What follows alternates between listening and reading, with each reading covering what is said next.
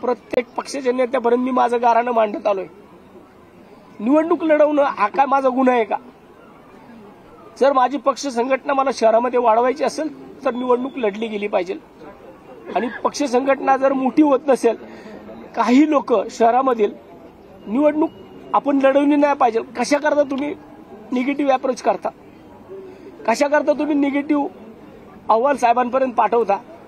अरे या पुणे शहरामध्ये 2012 ते 2017 या कालावधीमध्ये सेकंड लार्जेस्ट पार्टी, दुय्यम पक्ष म्हणून महाराष्ट्र नवनिर्माण सेना होती। विरोधी पक्षनेता या शहराचा मी होतो। म्हणजे या शहरामध्ये मनसेची ताकद नाहीये का?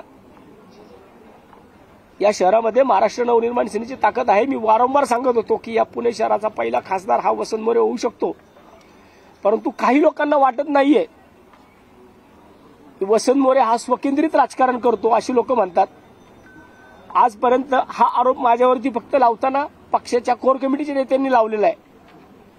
महाराष्ट्र सैनिकांनी, एकाही महाराष्ट्र सैनिकांनी माझ्या विरोधामध्ये, मला आता सुद्धा अनेक महाराष्ट्र सैनिक थांबवत होते, परंतु मला असं वाटतं की कुठवर या सगळ्या गोष्टी मी सहन करायच्या, कुठवर मी या सगळी माझी गाऱ्हाणी मांडत राहायची। मी माझं गाऱ्हाणं मांडायला गेलो तर तिथं लोकांना खोटं वाटतं। मग त्याच्यापेक्षा त्या भूमिकेमध्ये माझ्यावरतीच कारवाई झाली आणि आता सुद्धा जर माझ्यावरतीच कारवाई होणार असेल तर मला वाटतं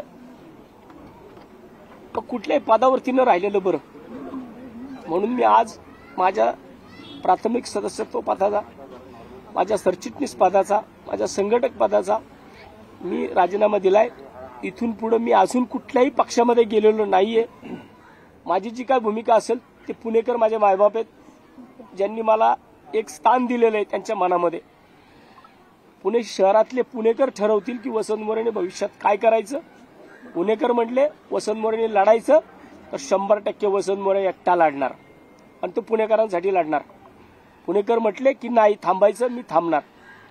पण मला वाटतं की माझी लढाई सामान्य कुटुंबातल्या, मी एका शेतकरी कुटुंबातला आहे, मी कोण जागीरदार नाहीये, माझ्या घरातला मी पहिला राजकारणी आहे। इथपर्यंत मी पोहोचलो ना, तो मी स्वतःच्या हिमतीवरती पोहोचलेलो आहे। मी कुणाचे खुर्च्या, कुणाच्या मी कुबड्या घेऊन मी पुढे आलेलो नाहीये। मी माझं स्थान मान्य राजसाहेबांच्या हृदयामध्ये मी माझं स्थान मी तयार केलं होतं आणि ते स्थानाला कुठेतरी धक्का लावण्याचं काम पुणे शहरातल्या कोर कमिटीने केलेलं आहे।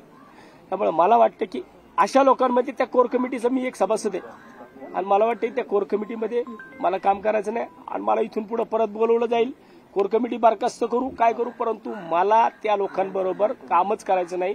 जी लोक शहरामध्ये पक्षाला संपवण्याचा विचार करत असतील अशा लोकांसोबत मला काम करायचं नाही। त्यामुळे मी आज पक्ष सोडलेला आहे। वसंत मोरेंना लोकसभा लढवायची होती, लोकसभा लढवण्यासाठी